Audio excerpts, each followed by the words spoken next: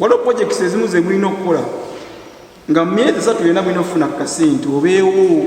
Zino sente ze muze ofuna olwaleero byonna bibayamba kukolaki kubaako n'akantu mu nsawo. So tewali muntu agenda kujja abagaggawaze, tewali gavumenti egenda kujja ekoleki, wabula gavumenti ebakolera enteekateeka eziyinza okubakolaki okubajjamu eyo embeera. So tubeere abantu abakozi. Lwaki gavumenti yaleeta ebyo? Eyagala abakadde babeere wamu, beekumire wamu, bave mu kwekomoma isolation. Tuli basanyufu tutuuse kukungula okwaleero, tugenda kwekulaakulanya era tubeere bulungi kubanga naffe twatandika nga batugamba nti bayamba abantu abatandikako edda.